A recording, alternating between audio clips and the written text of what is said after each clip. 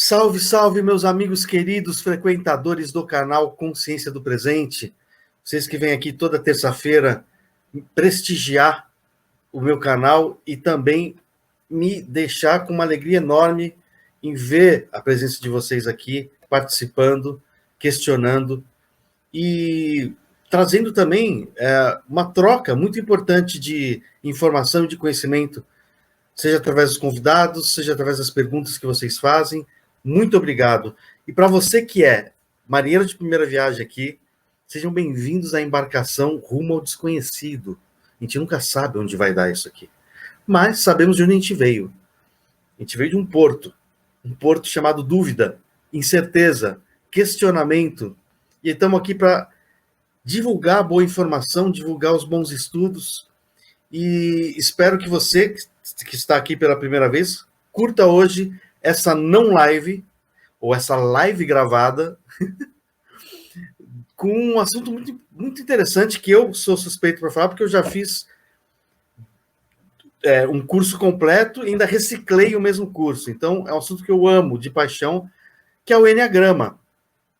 Então, para você que conhece, já tem uma familiaridade com o tema, vale a pena ficar aqui, porque hoje a gente não vai entrar especificamente nos tipos enneagramáticos, os tipos de personalidade, mas a gente vai falar um pouquinho do cenário do enneagrama na atualidade e do caminho desde a sua origem até aqui.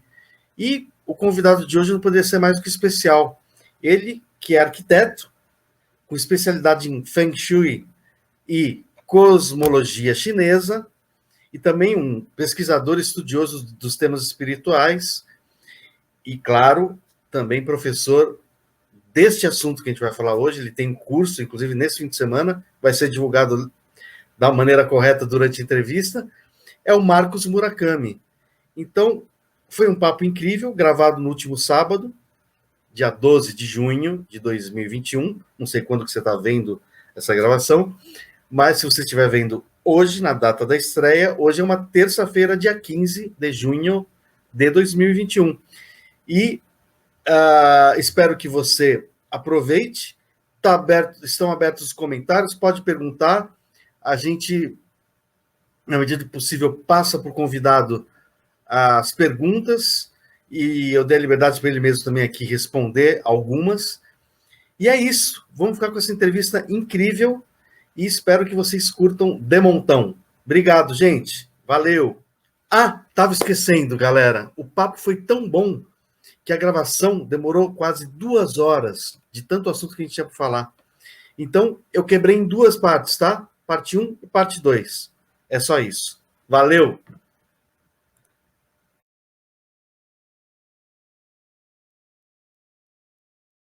O que eu quero começar, Mura, é um papo informal, né? A gente já está aí tranquilamente preparado para isso, mas a gente tem aqui uma ideia do que vai ser o assunto. E eu queria começar conversando, falando um pouquinho da minha experiência com o Enneagrama, Marcos, porque quando a primeira vez que eu fiz o curso com você, acho que eu fiz 2 vezes, eu fiz uma reciclagem também, e o que acontece? Para mim foi um contato familiar, né, com a essência da coisa, né, não a parte técnica, porque é uma novidade, mas a essência do Enneagrama, aquele lance da observação dos tipos enneagramáticos, para mim, soou familiar, né, em alguns aspectos. Por quê? Aí tem uma trajetória minha pessoal, né? Durante a infância, eu sempre tive a tendência de particularizar as pessoas, num certo sentido. Olhar para aquela pessoa e falar, puta, esse cara é briguento. Você tem que tomar cuidado. Esse aqui é mais fechado, eu tenho que chacoalhar para conversar com esse cara, que é um cara que não se abre muito. Daí, aquele amigo que você vê que o cara é mais gentil com você, aquele que é mais... Daí você vê o cara que é mais aplicado nos estudos, né, o CDF da classe, então você chega mais perto do cara para... Sempre tem um interesse, né? Daí você tem o cara que é mais organizadão, que tem um jeito de fazer as coisas, tal. o dono da bola, né? Que tem muito a ver com a Máscara 3, o cara que é o dono da bola, que gosta de mostrar, que é o... E, enfim, o mais amigo, o mais sociável, aquele que é o mais impetuoso, que sobe na janela, né, da sala de aula do lado de fora, do terceiro andar do prédio, né? Então, eu tive amigos assim. Então, e quando você começou a descrever as máscaras, ia aparecendo imagens de amigos meus durante o curso, né? Então, o enneagrama, de uma certa forma, Marcos, sempre esteve presente na minha vida, de uma certa maneira, porque ao mesmo tempo que você começa a observar a atitude das pessoas, você observa a sua reação em relação àquela atitude, o que aquilo representa para você em termos de o que aquilo afeta em você, de alguma forma. Então foi muito divertido para mim no início, depois começou a ficar mais penoso, que esse lance do lembrança cotidiana de si mesmo é algo que não é fácil, né? Mas o enneagrama teve, de uma certa maneira, sempre presente.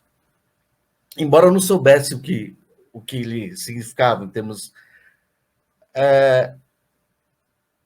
Cara, e é engraçado. Eu queria te puxar já para um assunto que, no fundo, quando você começa a se aprofundar nesses estudos, inevitavelmente, eu acho que ele traz para você um senso, talvez seja o âmago do ser humano, né? A essência do ser humano seja essa, ele traz um lance de você começar a estereotipar mais as pessoas, de alguma certa forma. Trazer um certo carimbar, dar uma enlatada. Acho que é o primeiro lance que vem, né? Você fala, putz, esse cara é um 8, então ele é um autoritário, então ele parece um 8, né? E você começa é um aspecto mais raso, né? Seria, né, Marcos, da coisa.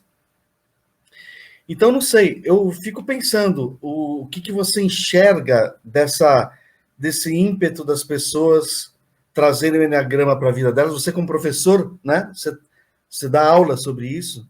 O que você observa nas pessoas, assim, a reação, como é que elas se apropriam, né, desse conhecimento, né? Que você vem observando ao longo dos anos, que você dá curso sobre isso. Muito bacana. Paulo, primeiro momento, obrigado pelo convite. Muito legal fazer um bate-bola a respeito do Enneagrama, que é uma ferramenta tão, a meu ver, tão interessante para o autoconhecimento, uma ferramenta espelho, eu diria, que proporciona para a gente um olhar sobre nós mesmos, como também o olhar para com o mundo de uma outra maneira. Claro que o Enneagrama, ele é não apenas uma ferramenta, mas talvez um legado de uma série de sabedorias ancestrais, né? E que em várias dessas sabedorias, elas têm o seu propósito ou a maneira específica de olhar e aplicar determinadas técnicas com relação ao próprio autoconhecimento, a um bem-estar pessoal e assim vai. E o Enneagrama, sendo um dos estudos ancestrais que vem, até onde se sabe, de uma linha específica, né, de autoconhecimento, né, faz com que, no mundo contemporâneo, nisso que eu chamo de novos tempos, ele seja uma linguagem muito atuante e muito relevante para que a gente consiga entender, para talvez depois compreender algumas das questões primordiais do homem, sobretudo no que diz respeito ao escopo, que eu acho que a gente vai permear aqui no nosso bate-bola, um deles, que é a condição do quesito sofrimento / repetição. Quantos de nós já em vários momentos da nossa vida, fala assim, eu não aguento mais isso. Determinadas situações, o que eu fiz da minha vida? Que karma é esse, né? Que toda vez eu caio em determinadas coisas. Parece que são coisas repetitivas, seja num relacionamento afetivo, seja num padrão financeiro que está difícil, ou uma série de outras questões familiares, né? Ou mesmo até questões relativas a índices ou indicativos de situações que eu me vejo sem saída, né? E o Eneagrama, portanto, é interessante, acho que nós começarmos assim, Paulo, ele é mais do que uma sabedoria, né? O termo Eneagrama, ele é um símbolo, e este símbolo é um símbolo que por muito tempo foi visto, e às vezes até ainda é visto, como sendo místico, talvez esotérico, mas mais do que isto, são códigos sistemáticos que mostram um pouco algumas facetas de nós mesmos. E também, claro que nós vamos falar daqui a pouco sobre isso, sobre as mais variadas linhas do Eneagrama, mas independentemente das linhas de enfoques eneagramáticos, eu acho que o sistema do Eneagrama, a ferramenta no Eneagrama, nos possibilita olharmos para nós mesmos e para o mundo e identificarmos cada vez mais o que a gente achava que fazia parte da gente, sabe aquela coisa do bater no peito, eu sou assim mesmo, né? E perceber que talvez o que a gente diz ou afirma que faz parte de nós como infraestrutura humana de lidar com o mundo, na verdade talvez é um escape para tentar sofrer menos. E esse escape para tentar sofrer menos nos faz condicionar pelo automatismo exatamente o contrário. Estigmas que nos atraem a condições de repetição. Então, o Eneagrama, nessa pequena introdução, podemos dizer que ele é uma grande ferramenta de autoconhecimento para identificar os nossos padrões de repetição, como também as nossas características primárias de possibilidade de um crescimento criativo, de uma reflexão, como também uma inflexão sobre nós mesmos, para tentarmos responder, ou pelo menos sentirmos, aquelas perguntas essenciais do homem: quem sou, para onde eu vou? Eu acho que nesse momento de tantos desafios, nesses novos tempos, no momento de pandemia, de tantos desafios em que nós temos que nos revisar cada vez mais, e como não está fácil isso, né? E como está desafiador esse processo. Eu acho que a ferramenta do Eneagrama, Paulo, ele é uma ferramenta incrível para avaliarmos essas condicionantes e trazermos pelo menos indicativos de possibilidade de caminhada. Eu acho que essa é a condição primária e fundamental no Eneagrama, né? E, por que não dizer, o Eneagrama, como você mesmo colocou, depende muito do uso que as pessoas fazem do Eneagrama. E eu acho que aí está o perigo, e talvez até o título desse nosso bate-papo, né? O Eneagrama, ele possibilita caminhadas por ser uma linguagem baseada num símbolo que parece que nos revela tanto, mas também, como todo e qualquer estudo raso, pode levar a conclusões também rasas. Inclusive, uma visão estereotipada do mundo e das pessoas. Então, não é o problema do Eneagrama, é o problema de como é que as pessoas estudam e concluem processos a partir do Eneagrama. Eu acho que o Eneagrama não é para forçar quem você já é ou o que as pessoas acham que as outras pessoas são ou deveriam ser, mas ao contrário, quem nós poderemos ser a partir do que eu percebo de mim mesmo, como também um olhar menos afunilado do mundo e das pessoas. Muitas vezes o Eneagrama, é taxado como algo limitado e moralmente assertivo. E eu diria que depende de como você olha o Eneagrama. Eu acho que esse é o ponto principal, Paulo. Eu poderia dizer que, tal qual nós podemos ver, enxergar, depois de num primeiro nível, aquele brigão da escola, que eu achava insuportável, na verdade, um urso carinhoso, que gostaria, o que mais ele queria um abraço, nós também podemos perceber outras facetas de nós mesmos. O porquê é que eu considerava tal pessoa ou tal situação de uma forma tão nociva e tão negativa, e que talvez eu, mudando o meu olhar, deslocando o meu paradigma, ampliando o meu leque, eu começo a olhar a vida sobre outras óticas e perspectivas. Eu acho que esse é o ponto primordial que o Eneagrama pode nos auxiliar, Paulo. Agora, é interessante o que você falou. Uma coisa que pega bastante, e mais uma vez, acho que é o ímpeto do ser humano, das pessoas. É mais fácil você reconhecer algo no outro do que em si mesmo. Ou talvez a gente não perceba que aquilo que você tende a reconhecer no outro é uma faceta de você mesmo, né? Ou uma das facetas.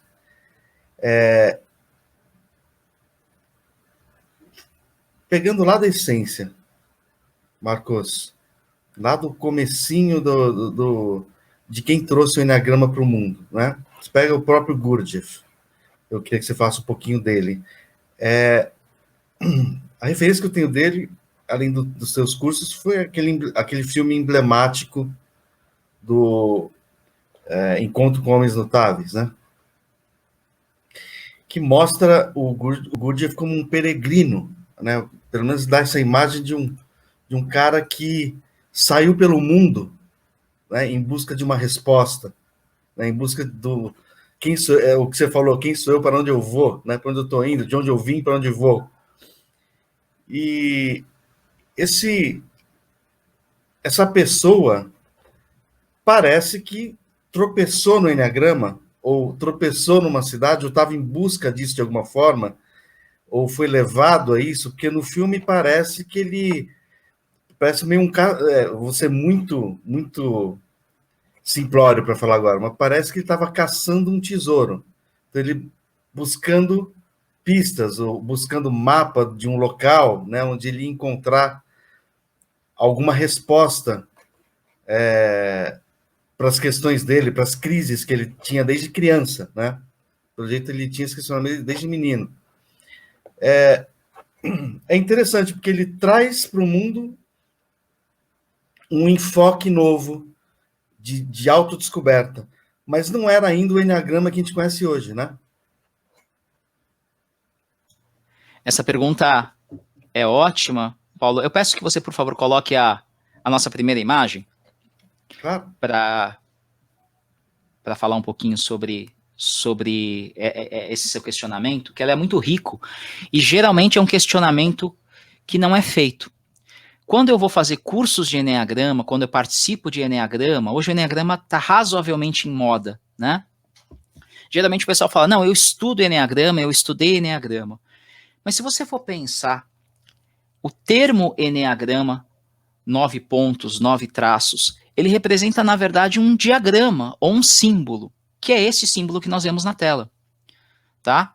Originalmente ela não tinha esses números, tá? Era só esse círculo, esse triângulo, né?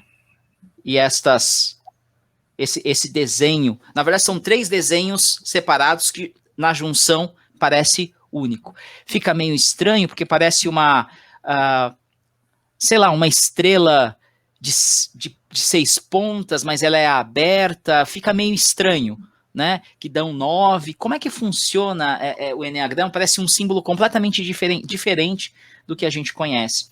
A gente tem que entender que o Eneagrama em si, portanto, ele é um símbolo. E, para nós falarmos dessa sua questão, nós temos que entender a seguinte constatação, que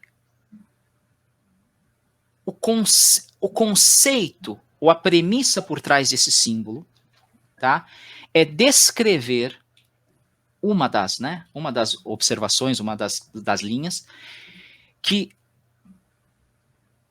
o ser humano, tá, ele é um construto, podemos dizer assim, tá, de uma série de condicionantes em que há variadas interfaces de expressão no mundo, e essa é a primeira relação. Essas interfaces, de uma forma, por uma série de motivos, tá, que a gente fala bastante no curso sobre isso, elas estão desalinhadas, vamos colocar desse jeito. Então nós estamos falando aí de linguagem. Nós estamos falando aí de uma interface dita instintiva, que é o funcionamento do corpo autônomo, de uma certa maneira, uma autonomia de sobrevivência do corpo, e como esse sentido de sobrevivência nos ancora ao que nós chamamos de nossos hábitos. Ou seja, questões que têm a ver com o funcionamento do corpo tal para ele, né, para a nossa vida, como também como uma fundamentação dos nossos hábitos e memórias guturais do que é bom e do que é ruim para nós. Sobrevivência da espécie, sabe?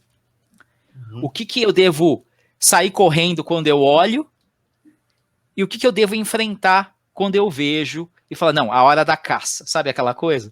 Então, isto é um olhar. O outro olhar, que é o olhar mais sensível, né, que a gente chama de emoção, são as nossas vontades.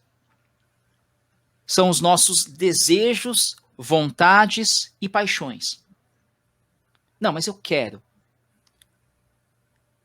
Enquanto que o mental, que tem a ver com as nossas razões, eu quero, mas eu devo? Eu posso? É adequado? Então nós temos nessa condição de referência o Eneagrama como uma tentativa de interpretação desses supostos 3 corpos que o homem tem, que é o físico, o emocional e o mental, para não dizer o sensível, o racional e o instintivo, em que cada um puxa para um lado. Isso faz com que, segundo algumas dessas linhas de Eneagrama, faz com que a gente sofra. Porque o corpo está nos dizendo alguma coisa, nós reagimos de outra maneira emocionalmente e chegamos a conclusões ou interpretamos situações de outra maneira. Cada força puxando para um lado, isso fazendo com que nós, vamos falar de uma forma muito prática, buscamos alguma coisa que nós achamos relevante para a nossa experiência de vida. Isso faz com que a gente tenha dificuldades de experienciar aquilo de uma forma plena. Por causa desse motivo. Porque não há um alinhamento de intenções e desejos sadios entre emoção, entre mente e entre físico. Então, qual que é a proposta do Eneagrama, portanto? É criar, através da ferramenta eneagramática, deste símbolo, que está traduzido nesse símbolo, melhor dizendo, uma interface de possibilidades em que, em vez de cada uma dessas forças puxarem para fora, de uma forma descontrolada, elas se alinharem numa perspectiva interna e focada na experiência. Quando supostamente há esse alinhamento, você consegue, vamos colocar desse jeito, estar mais atento com relação aos processos de dores e choques e repetições que geram sofrimento, como também de ações amplas e criativas por uma vida mais sadia. Tá? Mas esse é o ponto importante, Paulo e pessoal. Olha só. Muita gente chama de eneagrama. Como eu disse, o eneagrama é o símbolo, não é o princípio. Tudo bem que depois isso virou quase, né, um sinônimo da teoria. Mas, na verdade, a teoria por trás do eneagrama, sobretudo do ponto de vista clássico, nós vamos falar daqui a pouco sobre isso, é o que nós chamamos de quarto caminho. Então, o eneagrama é o símbolo que revela uma ferramenta de trabalho e atuação. Mas a praxis do processo é o que Gurdjieff chamou de quarto caminho. Nesse sentido, vamos falar um pouquinho de Gurdjieff, né, que você perguntou. Georg Ivanovich Gurdjieff, tá? Ele foi um pesquisador místico. Você falou, né, do peregrino. Me parece que sim, foi. Ele foi uma pessoa que indagava questões muito fundamentais da nossa vida. Ele era um cara muito assertivo e que sempre buscava respostas desde criança, ou pelo menos buscava referências do porquê o homem sofre.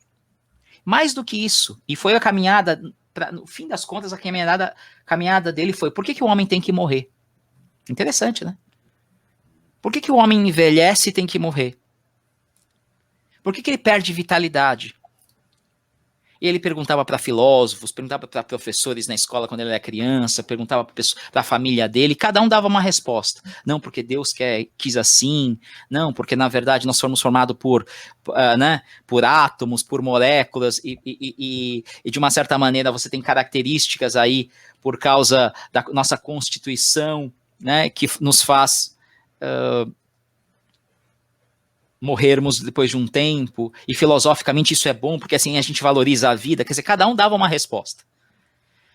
E a jornada dele foi uma jornada para descobrir algumas condições, isso é muito importante, muito práticas de vida. Por que o homem tem que sofrer e por que o homem morre? Tem que morrer para aprender. É muito louco isso. Foi baseado nessas duas questões que ele primordiais, até primordiais. Onde eu Uhum. E aí o que acontece? Nós temos uma jornada dele que faz toda uma caminhada, sobretudo pelo Oriente Médio, tá? Ele é o Georg Ivanovich Gurdjieff, ou Gurdjieff. Ele é um armênio russo que faz uma peregrinação pelo Oriente, em grande parte pelo Oriente Médio, tá? Não apenas pelo Oriente Médio, mas grande parte pelo Oriente Médio, e supostamente ele descobre nessa região do Oriente Médio, no meio do deserto, uma suposta escola iniciática ancestral, resquícios de universo babilônico, que era chamado, ou é chamado, de Sarmung. E essa escola iniciática ancestral, depois de décadas ele fazendo peregrinações, conhecendo mestres de meditação, escolas também esotéricas ou religiosas, enfim, ele faz toda uma caminhada, e depois isso se tornou um livro, e depois um filme, como você mesmo falou, do grande Peter Brook, né, o mesmo diretor que fez o Mahabharata, e um grande diretor de teatro, um dos diretores de teatro mais importantes, podemos dizer assim, dos últimos tempos, Peter Brook. E o Gurdjieff, ele é aceito nessa escola, e ele passa algum tempo nessa escola, depois ele continua fazendo essa caminhada, né? Ele não fica apenas nessa escola, ele continua agregando informações, mas parece que o período que ele ficou nessa escola iniciática foi salutar. porque depois de um tempo, nós estamos falando do quê? Numa transição do século XIX para o século XX. Esse evento já é do século XX, tá? O início do século XX, nas primeiras décadas do século XX. Né? O Gurdjieff volta para a Europa, primeiro abrindo escolas de sabedoria na Rússia, e depois indo para a França, fazendo aquele trâmite França e Inglaterra, né? E na parte final, indo para os Estados Unidos, da vida dele. E por que, e qual é a condição, podemos dizer assim, Paulo, que foi muito forte para Gurdjieff? Porque naquela época, vamos imaginar, início do século XX, você tinha Blavatsky, com o fundamento, depois que virou o fundamento teosófico. Filosofia. Você tinha grandes mestres do orientalismo que estava vindo para o Ocidente. Né? Você tinha os grandes meditadores, você tinha o próprio Krishnamurti, que depois entra também na parte da teosofia. Você tem... já era a época do Krishnamurti? Já era... Você tem esse trâmite, sim. Você tinha toda essa claro que via, não tem nada a ver, né? Essas relações, mas você tinha um período aí de toda uma caminhada de início do século XX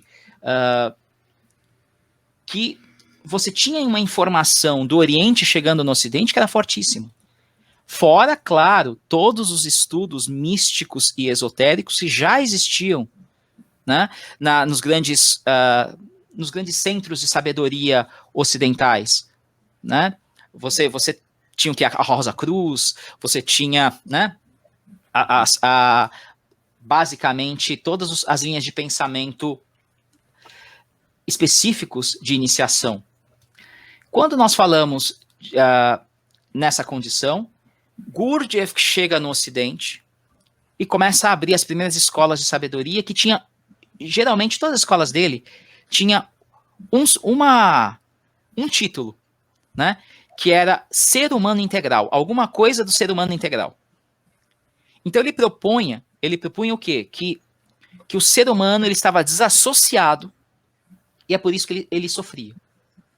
Então, eram metodologias que faziam o ser humano se lembrar de quem ele era e ter uma ação mais prática no mundo. Então, essa condição era uma condição muito interessante. Mas o que fez com que ele ficasse famoso não foi isso. Sabe o que foi? Muita gente falava de iluminação nessa época. Muita gente falava de vamos para os Himalaias fazer meditação profunda para chegar ao Nirvana. Precisamos de um Cristo cósmico, conceito de regência do mundo, cósmica, que você recebe para salvar o planeta, dos grandes enviados, dos grandes sábios. Ele não falava disso. Sabe o que ele falava? Ele falava o seguinte, gente... Existem 3 caminhos de sabedoria comuns ou clássicos, que eles chamavam de 3 caminhos da renúncia. O que seriam esses 3 caminhos? Eram os caminhos que eram conhecidos nas iniciações místicas. Que se, nós falamos, né, da sua primeira pergunta, Paulo, se o homem quiser realmente se conhecer, por um desses 3 caminhos místicos, em algum momento a pessoa tinha que renunciar à dita vida mundana. Ela tinha que sair do mundo para ter uma experiência mística, depois retornar ao mundo, ok. Mas ela tinha que ter esse isolamento. E esses 3 caminhos místicos eram, basicamente, tá, o caminho do corpo, e ele dava esse exemplo como se fosse os grandes... os faquires, perdão. Os faquires, não os araquiris. Os faquires, aí acabava tudo mesmo, né? Os grandes faquires indianos, ou aquelas pessoas que, por meditação e concentração, deitavam nas camas de pregos e assim vai, ou um caminho do corpo. Porque assim, se o homem domina o corpo, ele consegue ter um vislumbre desse segredo, além da própria manifestação aqui na Terra. Um outro caminho era o caminho da mente, né? Que ele chamava, basicamente, de um caminho quase da meditação. É você dominar o silêncio da mente. Se você domina isto, você também amplia esse potencial desse ser maior que a tua experiência pontual.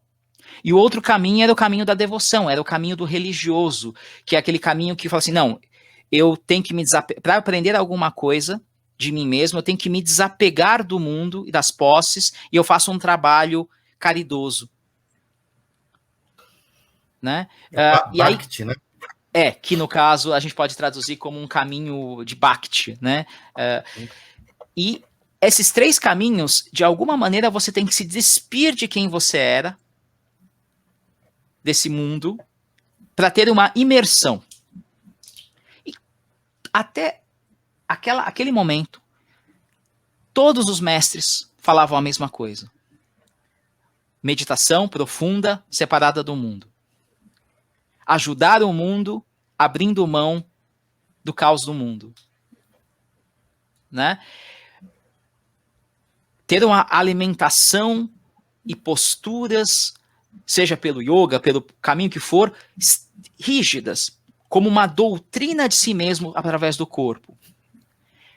E não é que o cara me chega falando assim, gente, existe um outro caminho, que é o caminho do homem astuto. Aí o nome, o 4º caminho. Não é para você sair do mundo. Olha só, use os choques e o caos do mundo para você aprender sobre esses 3 outros caminhos, mas no mundo. Então ele tinha a frase máxima, esteja no mundo, sem ser do mundo. E isso foi revolucionário à época. Porque é o cara que falava assim, você não precisa negar o mundo para você aprender alguma coisa sobre você. Mas para isto, ele introduziu essa metodologia que é o 4º caminho. Mas não é o conceito do Carpe Diem. Então vamos lá, vamos mergulhar no mundo, né? Não é o sentido do vale tudo. Não é a questão do vale tudo. É uma questão de experiência, de ser lúcido para experimentar as coisas sem ser engolido pelos choques do mundo. Mas olha só, eu queria terminar essa parte, para não me alongar, Paulo, que é este método, 4º caminho, envolvia um sistema de atuação, tá? Que eu chamo, particularmente, não possa ter outros nomes, de agônico. Agônico no sentido do quê? De choque, de agon, de conflito. Ou seja, você precisa estar atento e aproveitar os choques que você tem com o mundo e os choques que você tem e os desconfortos que você sente de você com você mesmo e de você para com o mundo. Mas a maneira de você lidar com essas condições, inclusive o seu processo de reação a esses processos, a essas condições, é a que faz a diferença. E aí ele faz toda uma metodologia que inclui o símbolo do Eneagrama como um fator analítico dos processos, em que você tem, que se baseia fundamentalmente no alinhamento desses para você ser um estado de maior lucidez no mundo, não fora dele. Mas para isso, o foco primordial dele era o corpo. Não é à toa que ele usava muito o conceito das posturas. A atuação com relação às posturas, da mesma forma, a atuação com relação às reflexões. Então, havia leituras, havia reflexões a partir dos escritos, de alguns escritos. Ou seja, um pensamento crítico. Né? Como também... Que escritos, Marcos? Então, que ele chegou a adotar como... Essa pergunta, Paulo, é ótima, tá? E aí eu queria colocar essas 2 outras figuras que estão do lado aqui dele. Gurdjieff, ele era um cara que ele era mais... Ele se tornou quem ele se tornou. isso é uma opinião muito particular, pelas coisas que eu pesquisei. Não apenas por ele, mas a força que ele tinha era uma força de ação baseada na palavra e na revolução que ele gerou através da proposta dele. Mas é um cara muito enfático, ele é um cara muito, muito assertivo nos processos. Só que ele foi revolucionário por quê? Porque ele atraiu para o métier dele pessoas muito inteligentes. Pessoas da maçonaria.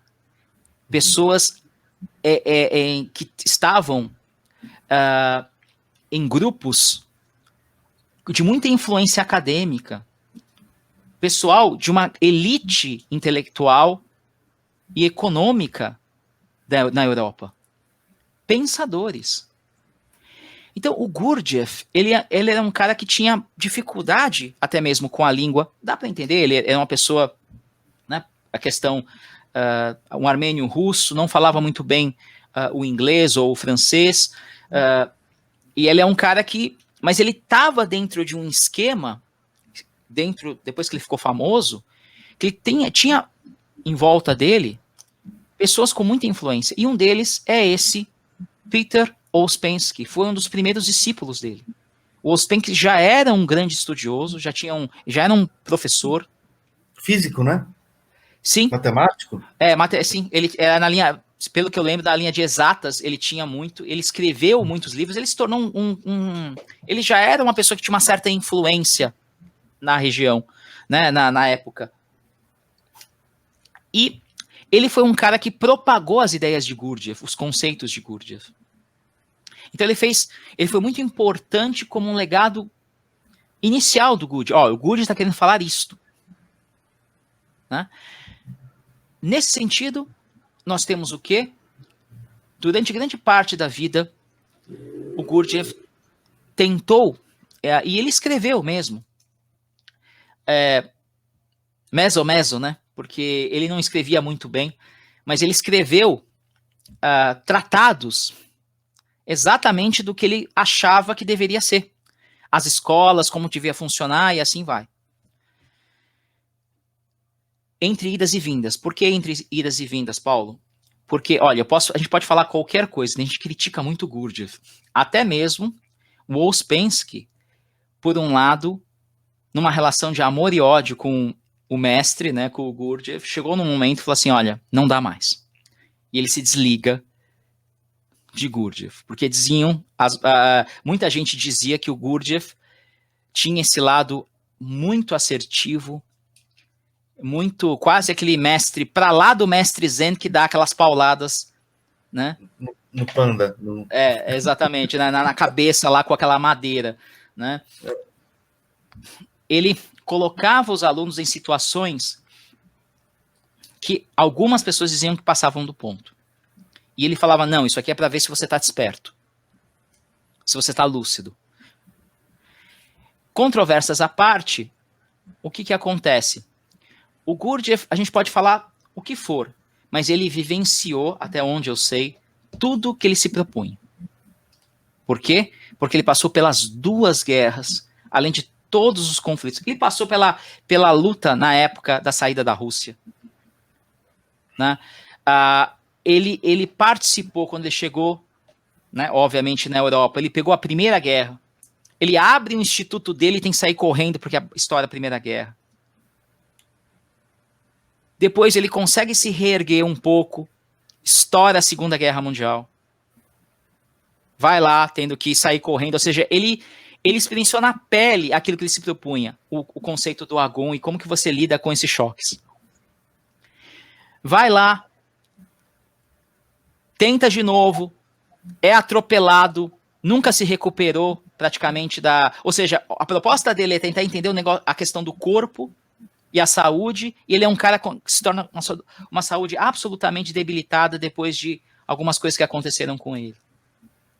Ou seja, os escritos que ele deixou eram em 3 séries, e a primeira série ele contava a história através de uma relação meio que mitológica, quase, uma história mítica, podemos dizer assim, de como o homem se tornou isto. Que depois se tornou o livro, basicamente, Relatos de Beelzebub a seu neto. Relatos de Beelzebub a seu neto. Que é um blocão, um tratado de como é que o homem se tornou essa ferramenta tão desassociada, né? E que gera tamanho sofrimento. E aí você tem um pouco dessa linha, desse elemento do Eneagrama com a ufologia. Vou colocar aqui para o pessoal ver. Relatos. Escrevi Sim. certo? Beelzebub, até onde Beelzebub, sim. Tá? O outro escrito, tratado dele, é o que se tornou o relato dele dessa viagem que nós falamos. Tá? E essa viagem tão importante, né, chamou-se de Encontros com Homens Notáveis. Que é exatamente essa viagem que ele faz, conhecendo pessoas, sábios, professores místicos, incluindo aí a chegada dele nesta dita escola ancestral mística, em que ele conhece, até onde eu sei, esse legado eneagramático. E isso é uma coisa muito interessante, Paulo, porque a questão do eneagrama para ele vai encontrando indícios no caminho dessa jornada. Aí ele, sim, fica fixado em querer encontrar. Não é possível, deve ter alguma coisa aí. Que indícios são esses, Marcos? Indícios como? E aí, o que acontece? Ele começa a encontrar pergaminhos e desenhos desse diagrama em pergaminhos ou em pedras. Aí ele fica falando assim, o que é isso? E eram coisas que ele não encontrou em outros lugares. E aí a pessoa, ele tentava entender da onde isso vinha. Porque eram símbolos místicos, ele como se tornou um estudioso, que era uma coisa que ele nunca tinha encontrado. E reza a lenda que num restaurante, ele já meio quase cansado, ele tá lá e de repente um cara se aproxima dele e fala assim, que bom que você me encontrou. Talvez esse seja o sinal que você está pronto para conhecer esse lugar. Ou seja, e porque supostamente esse era um dos professores de Sarmung. Estávamos à sua espera. Que bom que você não abandonou. Né? Então é muito interessante essa questão. Você passou pelos testes, aquela coisa. Né? Uhum. Então essa é uma condição muito interessante. E por que eu quero dizer, para finalizar, Paulo? O terceiro tratado dele é o tratado de como deveria ser a caminhada nas escolas de formação desse tal homem integral. Tá? Que se tornou o tratado, o livro, A Vida Só é Real Quando Eu Sou. Tá? Esse livro está incompleto, ele morreu antes. Não achem. Não, você acha, ele foi publicado da forma que foi, até o ponto que tá. E o mais engraçado é quando ele fala, olha, gente, então deve ser assim, e acabou o livro, porque não, ele morreu antes. Por que eu tô falando isso? Tá? É porque essa pessoa, Salzman, Jane de Salzman, ela foi a responsável, não somente ela, mas ela foi responsável pelo legado de Gurdjieff. Porque o que aconteceu? A Jane de Salzman era uma das primeiras discípulas do Gurdjieff. Entretanto, ela foi talvez a discípula mais próxima, porque é aquela que abarcou todas as idiosincrasias desse suposto mestre. Que abraçava e dava pancada, sabe? Acolhia e afastava. Ninguém entendia muito bem esse louco Gurdjieff. E ela ficou lá, direto com ele. Outros saíram, como os Ouspensky, e ela ficou. E ela foi a que talvez teve uma relação mais direta, não é à toa que o Gurdjieff, reza a lenda também que a Salzman tinha um conflito sério com o marido, e o Gurdjieff acolheu o filho. Ela estava quase sem nada depois da separação, e ele acolheu, me casou com ela para ter legalmente e tratou a filha dela como se fosse dele, né? Então, assim, se tornou, na verdade, a mulher dele, enfim, nesse sentido. E ela, depois que ele morreu, ela ficou com essa responsabilidade de manter esses locais de pensamento ativos. Isso já na terceira fase de Gurdjieff, né, no final da década de 40, que foi 40-50, nessa transição, que foi quando ele falece, tá? E ele deixa esses escritos que não tinham sido lançados, mas eram os escritos que eram estudados nesses centros. É aí que eu falo nesses estudos, tá? Quando você perguntou. Eram os locais onde se tentava estudar o que esses tratados que o Gurdjieff deixou. Depois essas compilações foram feitas, tá? E lançadas no formato de livro pós-mortem pelo grupo do Enneagrama do Quarto Caminho sobre gerenciamento da Jane de Salzman e outros também que surgiram na caminhada. Não foi só ela, mas eu citei ela como uma representante porque ela teve um papel muito forte. E ela, por ser uma ginasta, uma pessoa que trabalhava com o corpo, utilizou, trouxe esse legado do Gurdjieff, que é aquele trabalho corporal, o corpo como chave de ativação de processos de lembrança de si, de presença. Tá? Isso é uma coisa muito, muito forte. Só uma coisa, você falou de trabalhos que ele não conseguiu terminar. Parece que tinha uma peça de teatro também que ele criou, né? Que parece que resumia toda a jornada de vida dele, ou todos os ensinamentos, né? Que ele não chegou a terminar também, né? Sim, essa peça, se não me engano, chamava Luta dos Magos, ou Guerra dos Magos, ele representava todo esse choque de processos entre o homem e o mundo. Enfim, segundo ele, fala assim, é o resumo de todo o meu pensamento. Parece que houve algumas apresentações a círculos fechados, numa época que o grupo era muito forte, era um grupo que também de musicistas, como o casal The Hartman, que compunham para o Gurdjieff. Outros, nessa época você tinha já o trânsito Europa-Estados Unidos. Tá ok? Vamos colocar no final dos anos 40, no pós-guerra. Tá? Pegando esse pós-guerra final, que é nos últimos anos de vida do Gurdjieff. Então você tinha essa condição. Não é à toa que algumas partes do pensamento místico americano desses grupos tem o Gurdjieff, porque foi quando você tem a linhagem de Gurdjieff nos Estados Unidos, que foi a última fase do Gurdjieff. Né? E aí que pega a Salzman acompanha ele, e ela é responsável por esses grupos. Mas uma coisa muito importante, Paulo, e aí talvez a gente possa começar a introduzir algumas condicionantes aí, né, de observação dos tipos e fundamentos das visões enneagramáticas.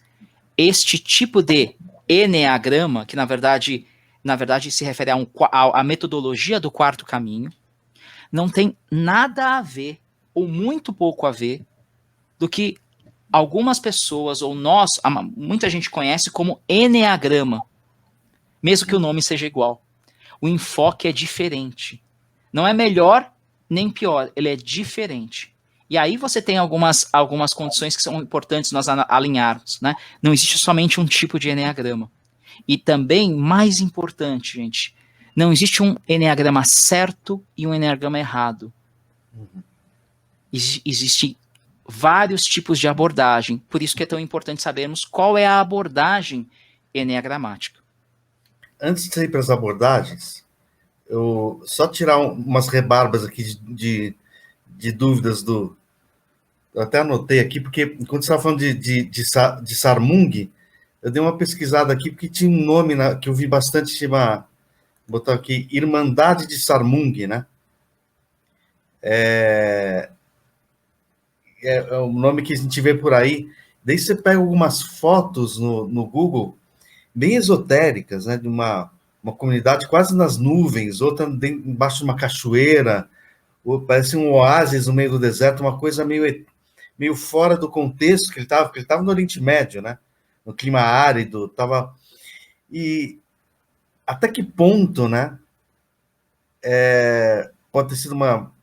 Sei lá, daí tem um lance espiritual, né? Da visão espiritual da jornada. Até que ponto foi uma visão dele, até que ponto foi algo dentro do nossa manifestação física, porque parece totalmente fora, né? O que tem sobre Sarmung arqueologicamente? Existe algum indício, alguma coisa? Aliás, ele foi com um grupo de pessoas até lá, né? Ou chegou sozinho lá? É interessante essa pergunta, porque a Irmandade Sarmung se tornou um espectro místico, né? Depois de um tempo. E realmente essas fotos, ou essas pinturas, esses desenhos do que é Sarmung como uma representação, né? Quase o conceito do nosso lar, né? Onde está nosso lar, né? Nas nuvens, né? Naquela coisa, virou uma relação meio esotérica mesmo, né? Quando a gente fala sobre Sarmung, me parece que há indícios de ele ser realmente uma escola iniciática ou uma irmandade que está em alguma região atual do Afeganistão. Não se sabe, porque não há provas, mas há evidências interessantes indiretas. O que eu quero dizer com isso? Ninguém chegou lá e fotografou, olha só a entrada de Sarmung no meio de uma montanha, né? Olha só a janelinha de Sarmung. Não se sabe. Não é à toa que, até onde os relatos mostram, até mesmo no livro, e até mostra um pouquinho no filme de Peter Brook, Encontro com Homens Notáveis, a última parte da caminhada dele pós chegada a esse encontro, né, com esse suposto professor, indicação, foi sozinho. Você quer conhecer? Beleza. Eu te mostro. Não é à toa que ele começa a jornada dele com um monte de gente. Com a galera. Seguidores. E as pessoas vão desistindo ou vão conectando com os locais que ele foi. Eu vou ficar nesse mestre. Eu encontrei o meu lugar. E ele vai continuando. Tá? Até o último cara, que na verdade era o cara que bancava a viagem, que era um cara muito rico na época, que era um dos que acabou se tornando um parceiro dele. Ele é o cara que supostamente foi um dos primeiros a serem convidados, antes de saber que tinha sido convidado para Sarmung, e foi antes. Uhum. A caminhada do Gurdjieff foi um pouco mais lenta, foi um pouco mais demorado. Mas, de qualquer forma, essa última passagem dele, de chegada para Sarmung, foi solitária, né? E até mesmo tem ritos de passagem, onde ele não podia ver, né? Ou seja, até mesmo as pessoas que eram convidadas para ir para Sarmung tinham que fazer ritos de passagem com acompanhantes, pessoas que ele não podia nem ver que estava entrando em Sarmung. Então, há indícios de que é um local físico. Claro, a gente pode levantar a hipótese dessas contrapartes sensíveis, para não dizer espirituais, tá? Mas, quais são esses indícios? Não são esses contos. Os indícios, Paulo, é que não foi apenas Gurdjieff que me parece que teve um aprendizado com esse dito símbolo que se tornou o Eneagrama, que é do Eneagrama, e não foi só ele que em que o nome Sarmung estava associado. Outras pessoas também chegaram por outros caminhos a esse suposto local, a essa irmandade, Sarmung, alinhado ao Enneagrama, mas que fizeram trabalhos completamente diferentes. Ou seja, há outras evidências interessantes. Alguém famoso que ficou famoso depois também, igual o Gurdjieff, não? Ou são anônimos? Não. Pessoas que... É aí que a gente pode falar do a outra abordagem do Enneagrama, tá? Que é uma abordagem que envolve especificamente 3 pessoas. Eu estou colocando essas 2 fotos, mas antes de chegar nessas 2 fotos, você tem o que nós chamamos de uma linguagem clássica do Enneagrama que vem de Gurdjieff, que tem uma abordagem muito específica. Tem a questão dos corpos, de alinhamento dos corpos, mas não tem o que geralmente as pessoas conhecem no Enneagrama, que são essas tipologias enneagramáticas. Do 1, do 2, do 3, que são aqueles números que estavam na periferia aqui do círculo do Enneagrama. Desse símbolo. Não. O Gurdjieff não trabalha com esse sistema. Ele trabalha com outros tipos de sistema, até o posicionamento é diferente dos corpos, é outra coisa. Essa lembrança de ser feita de outra maneira. Não tem os tipos de enneagrama. Você tem tipos no sentido, ó, uma pessoa é mais emocional, uma pessoa é mais racional, uma é mais instintiva, mas não fala especificamente disto. Disto o quê? Dos números, como representações das personalidades. Essa visão da representação das personalidades em números, tá? Vem, até onde eu sei, de um cara, tá? Que é chamado, né? Ele se tornou famoso, Oscar Ichazo, que é um boliviano, responsável por um desenvolvimento de um método próprio dele, que ele chamou de método Arica. E ele foi o cara que veiculou esse símbolo de Enneagrama, igual ao do Gurdjieff, mas tinha um olhar completamente diferente. E é daí que vem a origem de um Enneagrama dito das personalidades, que é uma visão completamente diferente do Gurdjieff. E isso nasceu na América Latina. E sabe qual é a lenda? Reza a lenda o quê? Que Oscar Ichazo, ou enfim, o grupo dele, teve contatos e conhecimentos também de professores de Sarmung. Interessante. Então, o nome Sarmung aparece de novo na jogada, o mesmo símbolo, mas a maneira de interpretar o símbolo é completamente diferente de Gurdjieff. Mas houve também a ida deles até lá, ou esses professores se encontravam, isso na América Latina aqui, não? Isso eu não saberia dizer. Você tem variadas fontes aí, mas não existe uma trajetória. Até onde eu sei é que o Naranjo, ou o grupo dele, teve contato com mestres de Sarmung, professores de Sarmung. Caramba. Em alguma instância. Só que isso é uma coisa muito interessante, porque o que acontece? Isso vem na América Latina. Nasce aqui, né? Na nossa região aqui, né, da América Latina, baseado numa visão específica desse boliviano Oscar Ichazo.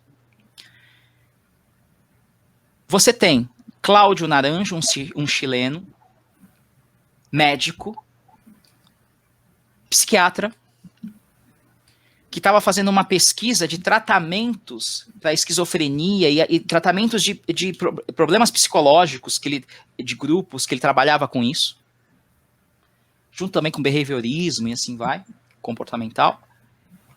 Até onde eu sei, ele atende a um dos cursos de Oscar Ichazo e fica encantado com o que ele vê. Falei, cara, esses padrões dessas tipologias ditas enneagramáticas será que isso não dá para aplicar a metodologia do meu, né, dos meus estudos e pesquisas, do que eu tô percebendo? E o Cláudio Naranjo faz todo um tratado de processos psicológicos envolvendo o Eneagrama. E aí que você tem um nome, Oscar Ichazo, Cláudio Naranjo, ligado ao Eneagrama, como geralmente as pessoas conhecem na América Latina e também no Brasil.